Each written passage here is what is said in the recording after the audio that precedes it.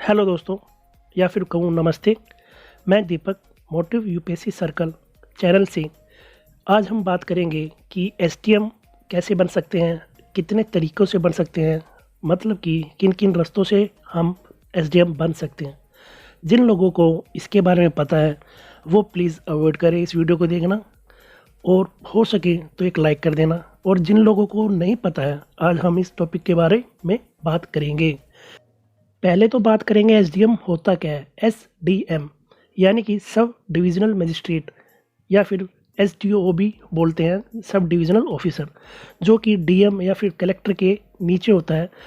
आपको सिंपल में बताऊं तो एक डिस्ट्रिक्ट होता है, उसके कई सारे डिवीज़न होते हैं ताकि उसको ईजिली एडमिनिस्ट्रेट किया जा सके, यानी कि उसको ईजिली संभाला जा सके। हर उसका जो डिपार्टमेंट होता है उसकी देखभाल की जा सके, इसलिए कई सारे डिविजन्स के ऊपर एक हेड होता है।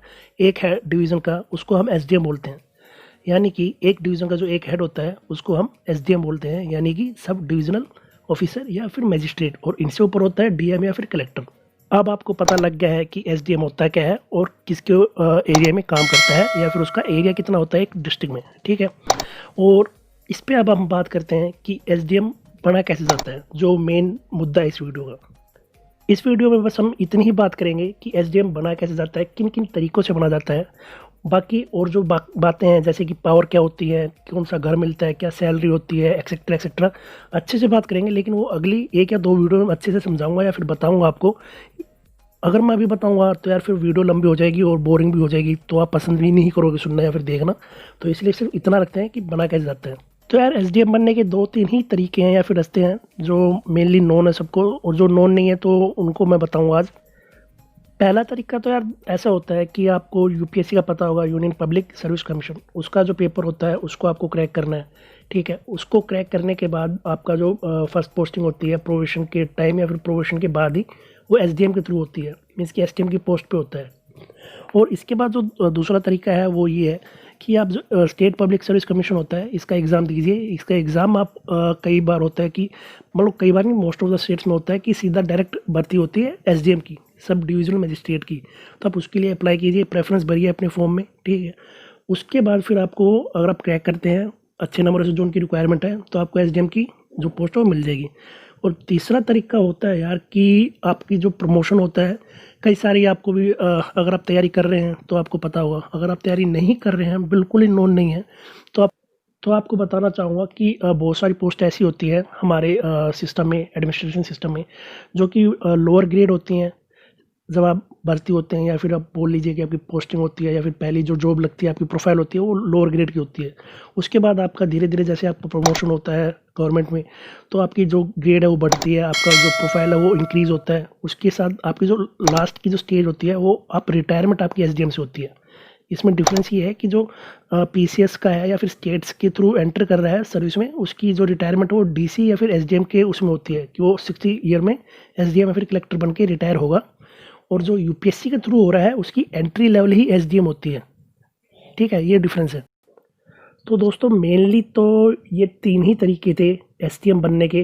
पहला था यूपीएससी के थ्रू, दूसरा था स्टेट जो पब्लिक सर्विस कमीशन है उसके थ्रू, तीसरा था आप अपनी प्रमोशन लेते रहिए, टाइम टू टाइम अच्छे से परफॉर्म कीजिए, बॉस के साथ अच्छे से बिहेव करिए, नेटवर्किंग रखिए, ताकि आपका जो रिकॉर्ड है उस पर कोई ब्लैक या रेड मार्क ना आए।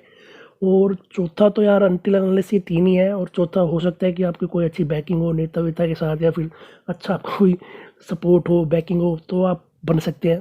बाकी इस पर मैं श्योर नहीं हूँ, बस सुना है ऐसा। अब आप सोच रहे होंगे कि यार हमें तो एसडीएम बनना है तो हम तो यूपीएससी के थ्रू करेंगे, मेहनत वहाँ पे भी करनी है तो यहाँ पे भी करनी है। लेकिन यार जो यूपीएससी है और स्टेट पब्लिक सर्विस कमीशन है, दोनों की जो अप्रोच है पढ़ाई करने की या पेपर की या एग्ज़ाम पैटर्न है वो बहुत अलग है, ठीक है। और अगर आपको सिर्फ ये है दिमाग में कि हाँ यार एक अच्छी नौकरी चाहिए और एसडीएम तक मैं खुश हूँ, सेटिस्फाइड हूँ, तो आप स्टेट पब्लिक सर्विस कमीशन का एग्ज़ाम दीजिए, या फिर आप जो लोअर कैटेगरी की सर्विसेज होती है उनमें दीजिए। क्योंकि उन एट द एंड अगर आप रिटायरमेंट होंगे तो आप एसडीएम या फिर कलेक्टर बन के ही रिटायरमेंट होंगे, ठीक है। ये फैक्ट है। अगर आप अनटिल अनलेस कुछ हरकतें ऐसी नहीं होगी आपके साथ, पॉलिटिक्स नहीं होगी तो। वरना अगर आपको है कि यार नहीं एसडीएम और फिर कलेक्टर का कोई मेरे को ऐसा शौक नहीं है, बस मेरे को थोड़ा सर्विस करनी है और मेरे को कमांडिंग पोजीशन चाहिए, तो फिर यूपीएससी के थ्रू चाहिए। और अगर यार दोस्त अगर आप सोच रहे हो कि यार बस एसडीएम या फिर कलेक्टर का टैग चाहिए, तो फिर स्टेट पब्लिक सर्विस कमीशन या फिर जो लोअर पोस्ट होती हैं उनके लिए आप अप्लाई कीजिए। उनमें आपको बोलूँगा कि चांसेस ज़्यादा है उसमें आपके लगने के कंपेयर टू यूपीएससी।